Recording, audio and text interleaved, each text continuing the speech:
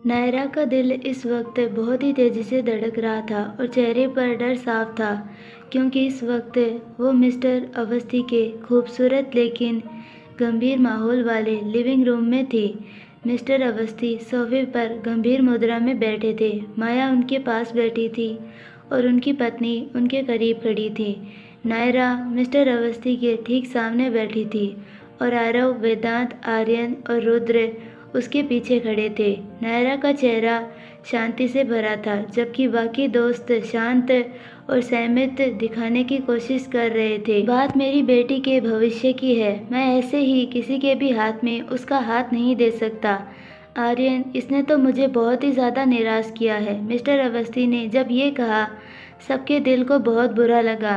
Uncle, मैं आपकी नाराज़गी को समझती हूँ। मैं मानती हूँ कि आर्यन ने अतीत में गलतियाँ की है, लेकिन हम इंसान हैं और गलतियाँ करना हमारी फितरत है। सवाल ये है कि क्या हम उन गलतियों से सीखते हैं और खुद को बदलते हैं। मिस्टर अवस्थी थोड़ी देर चुप रहे, लेकिन उनका चेहरा अभी भी सख्त था।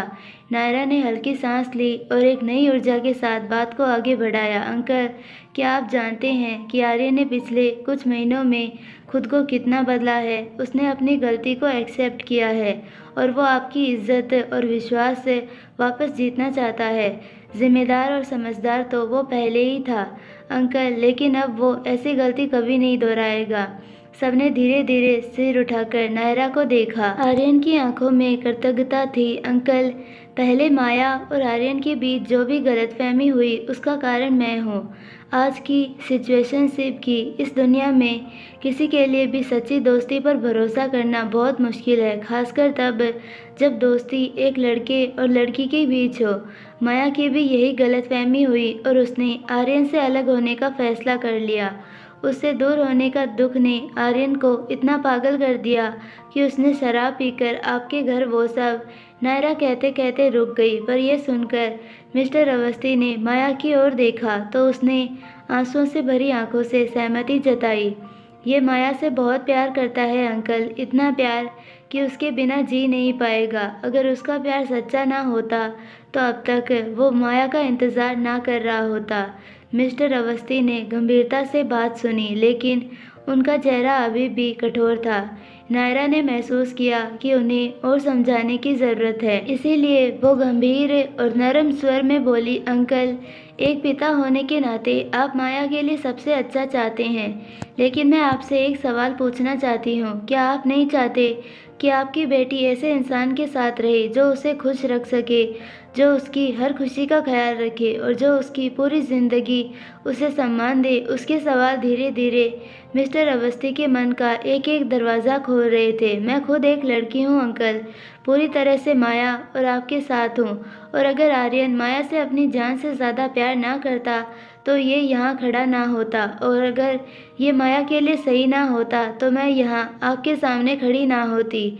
ये सुनकर मिस्टर अवस्थी के चेहरे पर हल्का बदलाव आया। उन्होंने नायरा की ओर देखा, उसकी सच्चाई और ईमानदारी को महसूस किया। और अंकल, अगर आर्यन दोबारा गलती करेगा तो हम चारों खुद आर्यन के खिलाफ हो जाएंगे, पर माया को किसी कीमत पर दुखी नहीं होने देंगे। आरव बोल पड़ा।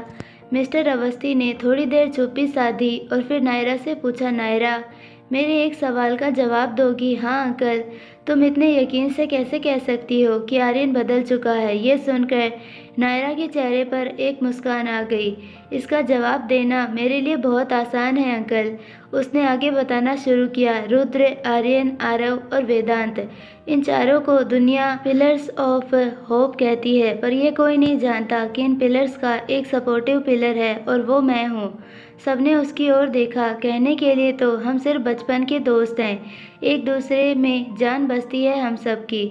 मेरे एक बार कहने पर वेदांत ने एक मल्टीनेशनल बिजनेस खड़ा किया है। मेरे एक बार कहने पर रुद्र ने बुराई का रास्ता छोड़ अच्छाई और सच्चाई का रास्ता चुना है। मेरे बस एक बार कहने पर आरव ने अपना नाम दुनिया के हर कोने में पहुंचाया, ना जाने कितने लोगों की ज़िंदगी बचाई। मेरे बस एक बार कहने पर आर्यन ने खुद को इस काबिल बनाया है कि आज वो एक साथ ना जाने कितने गरीब लोगों का पेट भर सकता है, और वो भी अपने हाथों से। नायरा ने अपनी आंखों से गिरा आंसू झट से पोंछ लिया, पर सब उसे देख चुके थे। सिर्फ एक दोस्त के लिए ये चारों इस हद तक जा सकते हैं तो सोचिए कि अपने प्यार के लिए क्या क्या करेंगे। वो सुनकर मिस्टर अवस्थी के चेहरे के भाव में बदलाव आया था। माया ने कहा कि आप उससे बहुत प्यार करते हैं और वो आपके खिलाफ कभी नहीं जाएगी। आर्यन ने कहा कि वो आपकी मर्जी के खिलाफ कभी उससे शादी नहीं करेगा।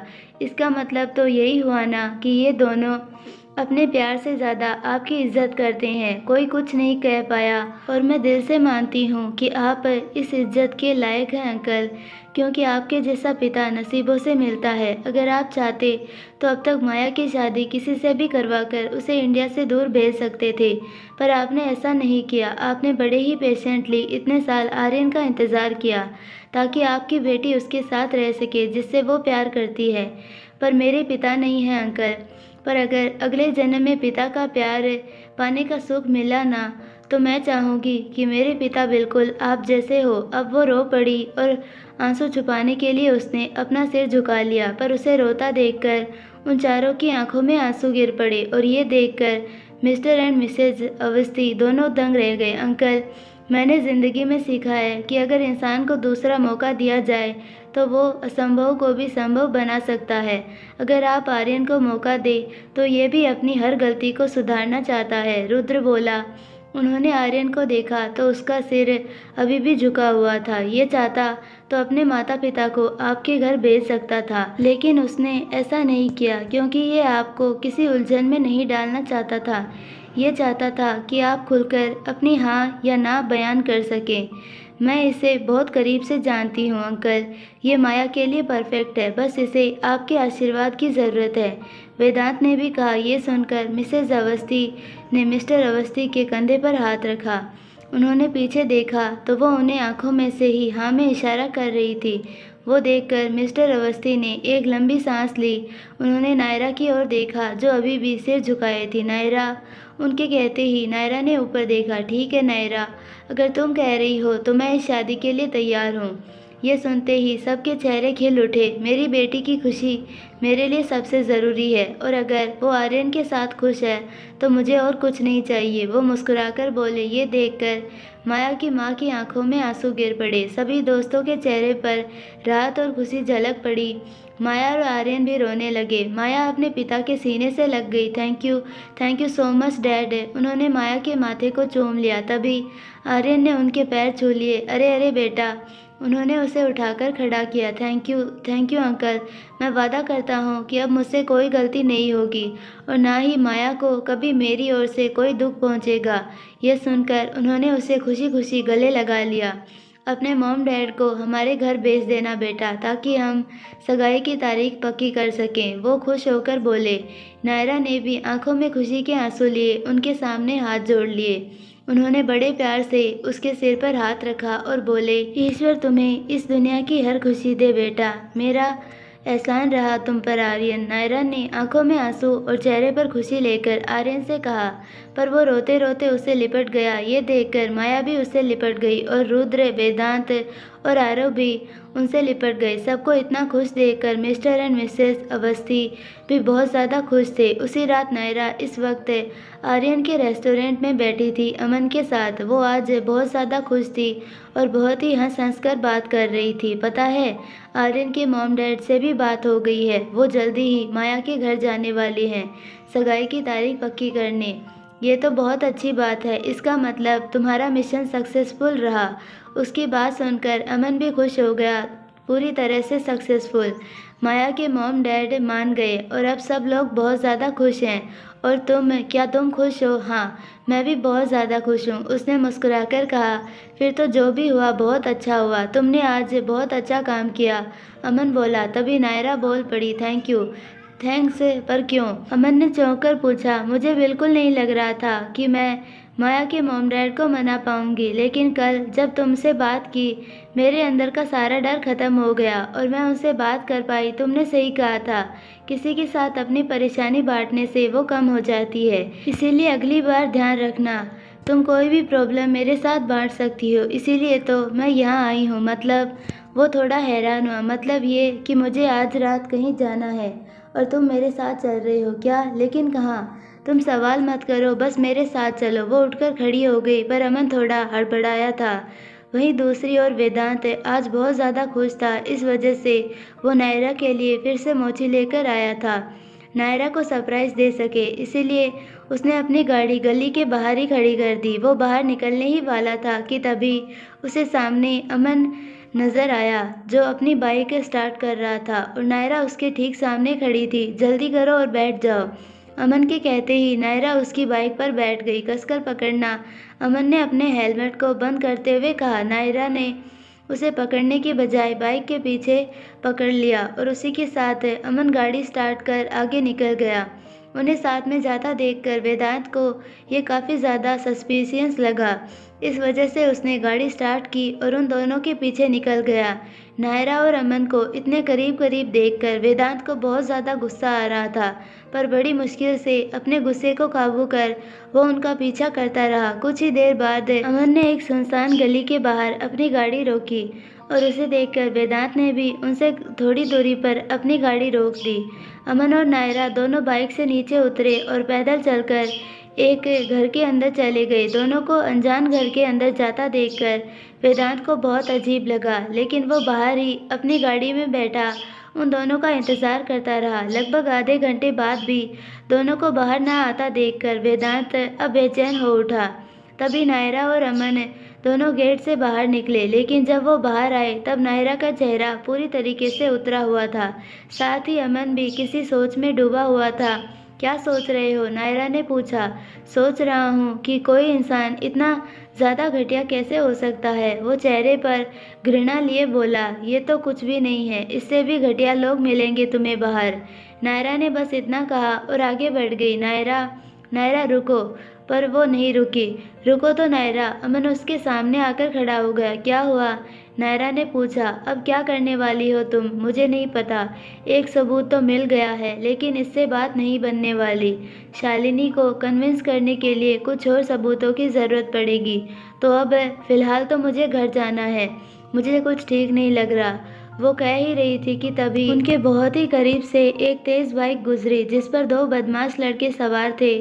उन दोनों में से पीछे जो लड़का बैठा था, उसने नायरा के गले में मौजूद स्कार्फ को पकड़ जोर से खींच लिया, पर वो निकलने के बजाय उसके गले में फंस गया और उसी के साथ नायरा ज़मीन पर ज़ोर से नीचे गिर पड़ी। वो लोग बाइक लेकर जैसे ही आगे निकले, वो स्कार्फ निकल गया, पर नायरा मुंह के बल गिरी थी। ये सब इतनी जल्दी हुआ कि ना अमन कुछ समझ पाया और ना ही नायरा। वो धड़ाम से ज़मीन पर गिरी। नायरा! अमन चिल्ला पड़ा। ए रुक रुक!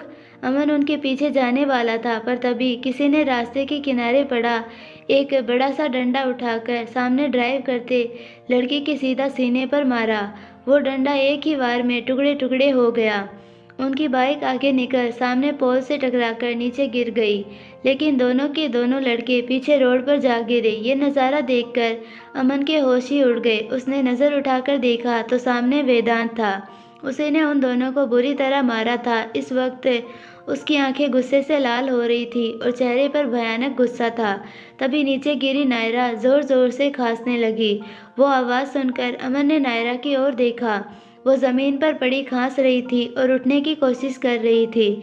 शायद उसे चोट लगी थी। नायरा! अमन भागकर गया और नायरा को उठाया। उसने देखा तो नायरा की गाल पर खरोंच आई थी और उसकी गर्दन पर भी लाल मार्क आ गया था।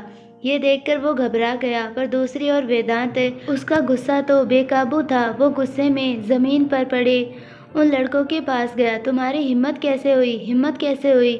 उसने उन दोनों को उठाया और दोनों का सिर एक दूसरे पर पटक दिया। वो दोनों एक दूसरे से टकराकर वापस नीचे गिर गए। Naira! Naira, are you okay? Aman ने नायरा को उठाया, पर वो ज़ोर ज़ोर से सांस लेने की कोशिश कर रही थी। अमन ये देखकर कुछ समझ नहीं पाया। तुम्हारी हिम्मत कैसे हुई मेरी नायरा को हाथ लगाने की? वेदांत उन दोनों लड़कों को बुरी तरह लात घूंसों से मारने लगा। नायरा! नायरा, क्या हो रहा है तुम्हें? अमन उसे संभालने की कोशिश कर रहा था, पर नायरा का पूरा ध्यान खुद से ज़्यादा वेदांत पर था। वेदांत!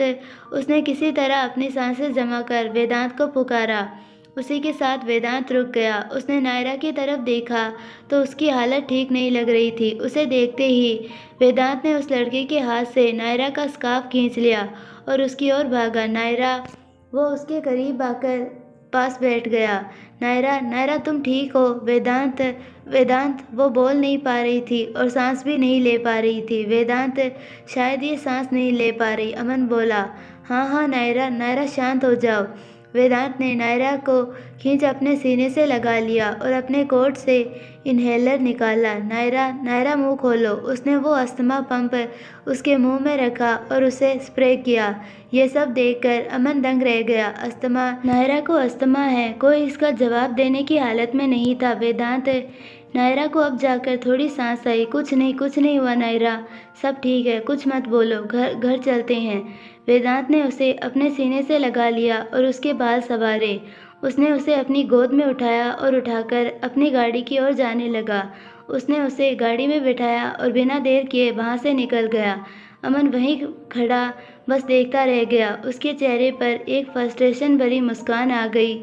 इसे अस्थमा है। अगले ही पल उसके चेहरे पर चिंता छा गई। उसने सामने ज़मीन पर तड़पते पड़े उन दोनों लड़कों को भी देखा। दरअसल उसके चेहरे से ये पता लगाना मुश्किल था कि उसके मन में क्या चल रहा था। वहीं दूसरी ओर वेदांत नायरा को लेकर घर की ओर जा रहा था। अब उसका सांसें थोड़ी नॉर्मल हो गई थी। एकदम से उसे खांसी आने लगी। ये देखते ही वेदांत के चेहरे पर चिंता छा गई।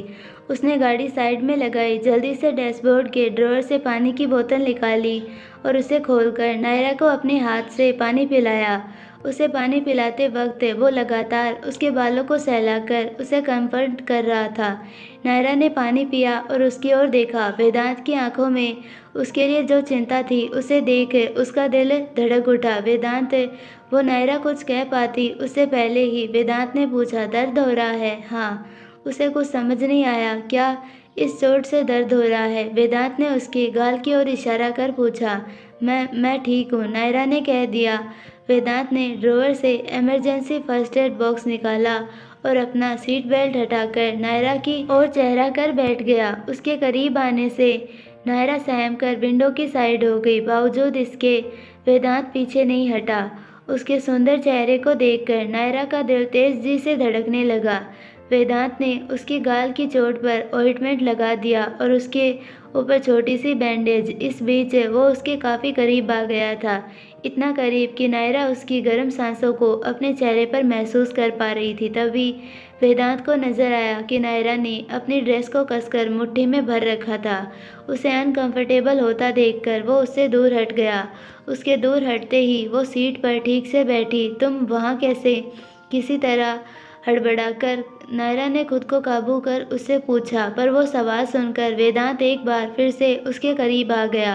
वो फिर से पीछे हटने वाली थी कि वेदांत ने विंडो पर अपना हाथ रख दिया।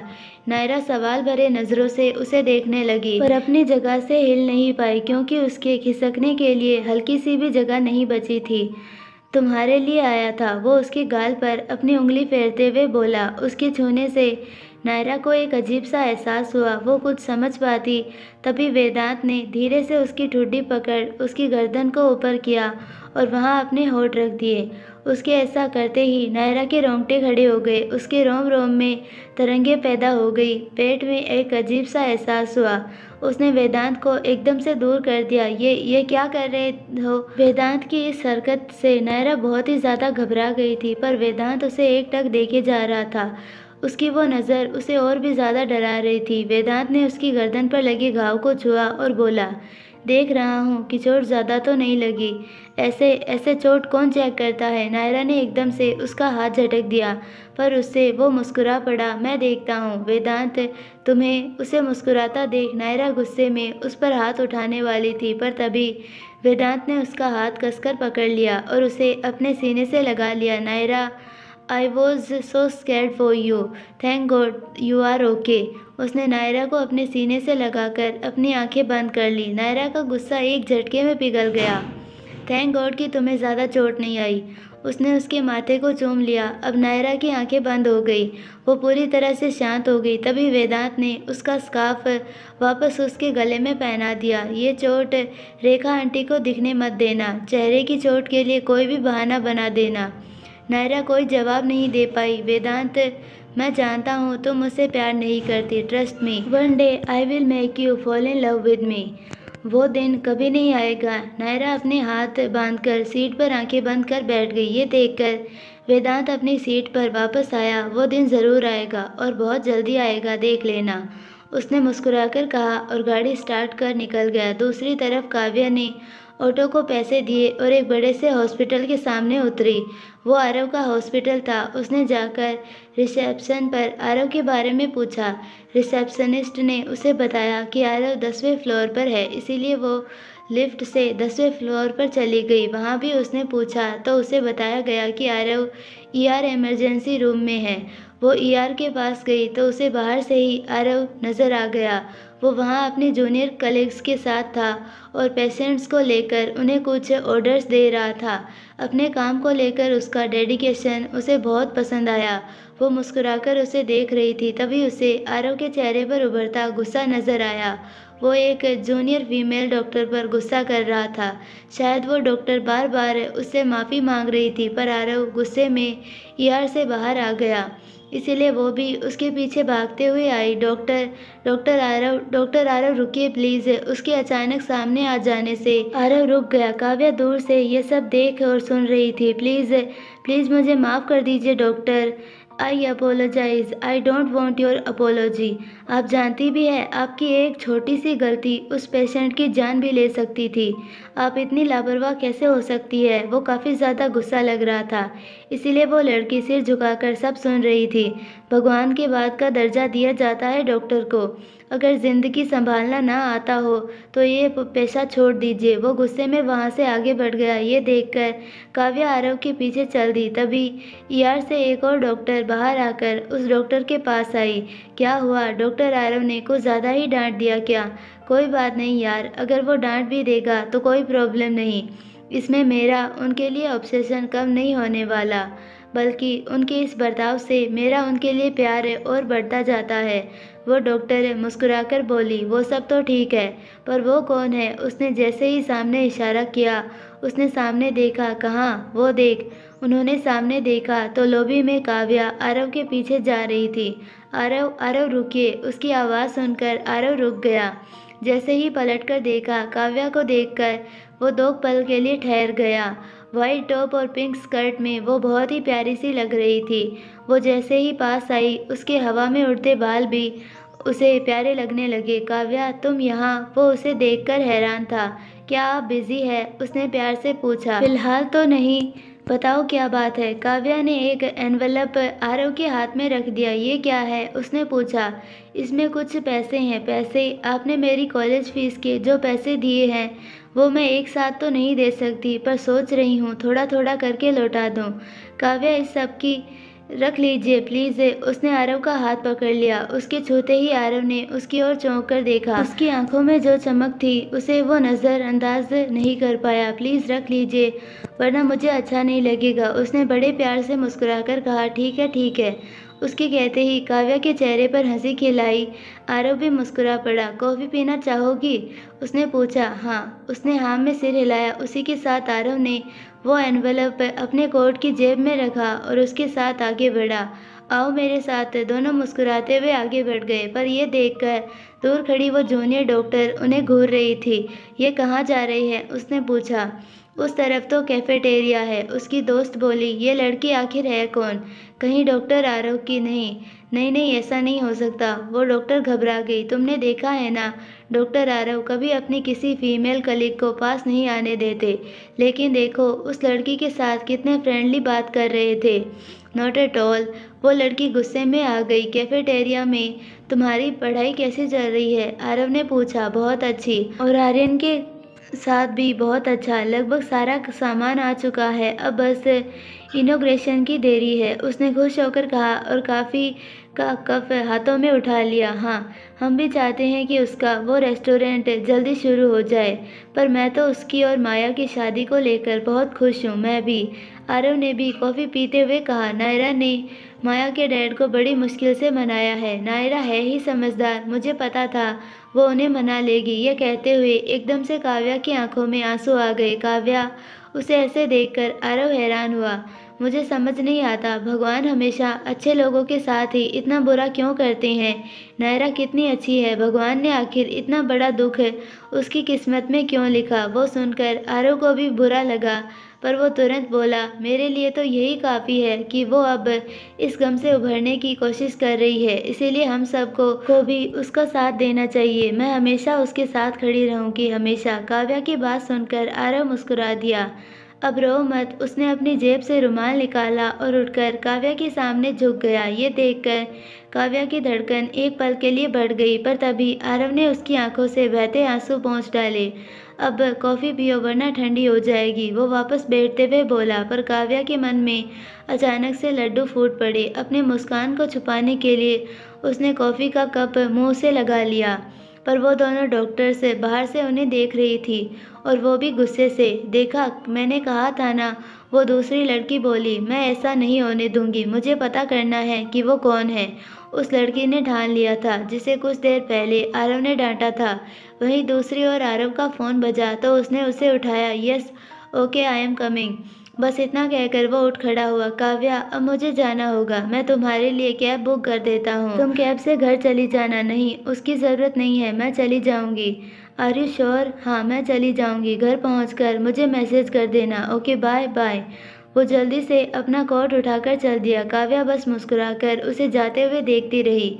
अपनी कॉफ़ी को ख़त्म कर वहाँ से बाहर निकली। लिफ्ट के पास गई तो ऑक्यूपाइड थी, इसीलिए वो जानबूझकर सीढ़ियों की ओर बढ़ गई, क्योंकि अपने चेहरे पर आए मुस्कान वो किसी को दिखाना नहीं चाहती थी। तभी लिफ्ट खुली और उसके अंदर से नायरा बाहर निकली। बाहर आते ही उसने दाईं तरफ नज़र घुमाई तो उसे एक लड़की सीढ़ियों की ओर जाती नजर आई। उसके कपड़े देखकर नायरा को लगा जैसे वो जानती है उसे। दूसरी ओर काव्या चेहरे पर बड़ी सी मुस्कान लिए सीढ़ियाँ उतर रही थी। तभी किसी ने आवाज़ लगाई, सुनो। काव्या ने पलटकर देखा तो वो डॉक्टर्स वहाँ खड़ी थी। जी, तुम कौन हो? उनमें से एक आगे आई। ये वही लड़की थी। जी, काव्या को कुछ समझ नहीं आया। मैंने पूछा, तुम कौन हो और यहाँ क्या कर रही हो? जी, मैं किसी से मिलने आई थी। आप क्यों पूछ रही है? तुम डॉक्टर आरू को कैसे जानती हो? वो मेरे दोस्त हैं।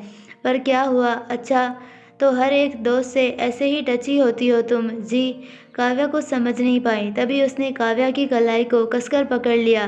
क्या जी? तुम्हें पहली और आखिरी बार वार्न कर रही हूँ, डॉक्टर आरव से दूर रहो, वरना तुम्हारी ये नाजुक कलाई तोड़कर रख दूंगी। उसने जोर से उसकी कलाई दबाई और उसे दूर धकेल दिया। अपनी दोस्त के साथ वो वहाँ से चल दी। तभी काव्या बोली, यह क्या बदतमीज़ी है, और आप होती कौन है मुझे बताने वाली कि मैं किससे बात करूं और किससे नहीं। वो सुनकर वो दोनों फिर से रुक गई और वो लड़की वापस उसके पास आई। अच्छा, इसका मतलब तुम उनका पीछा नहीं छोड़ोगी। आपकी प्रॉब्लम क्या है? काव्या इस बार गुस्से में बोली। मेरी प्रॉब्लम तुम हो। तुम ही हो ना वो वजह जिसकी वजह से डॉक्टर आरव मेरी ओर देखते तक नहीं। क्या आप जानती भी हैं कि आप क्या कह रही हैं? बिना सोचे समझे ऐसे किसी पर भी कोई भी लांछन लगाना सही नहीं। और अगर आप उन्हें पसंद करती है तो उनसे कहती क्यों नहीं? किसी और पर ऐसे अपनी ताकत आजमाने से अच्छा है जाइए और उन्हें अपने दिल की बात बताइए। काव्या ने कह दिया। पर एक बात आपको बता दूं, जितना मैं आरव को जानती हूँ, उन्हें अपनी ज़िंदगी में एक ऐसी लड़की की ज़रूरत है जो बहुत ही दयालु और नर्म दिल हो, जो उनका ख्याल रख सके और उनके आसपास के लोगों का भी, ठीक उन्हीं की तरह। जो उनके एक पेशेंट का ख्याल ना रख सके, वो उनका ख्याल क्या रखेगी? काव्या ने जैसे ही ये कहा, उस लड़की को बहुत गुस्सा आया। How dare you say that? उसने सीधा काव्या को थप्पड़ मारने के लिए हाथ उठाया। काव्या ने डरकर अपनी आंखें बंद कर ली, पर तभी किसी ने उस लड़की का हाथ पकड़ लिया। काव्या ने आंखें खोल देखा तो उसके और उस लड़की के बीच नायरा आकर खड़ी थी। एंड हाउ डेयर यू ले your dirty hand on my friend? उसने गुस्से में कहा और उस लड़की को जोर से पीछे धकेल दिया। वो सीधा अपनी दोस्त पर जा गिरी। उसकी दोस्त ने बड़ी मुश्किल से उसे संभाला। नायरा, तुम ठीक हो ना? काव्या तुरंत उसके पास आई। हाँ, मैं ठीक हूँ।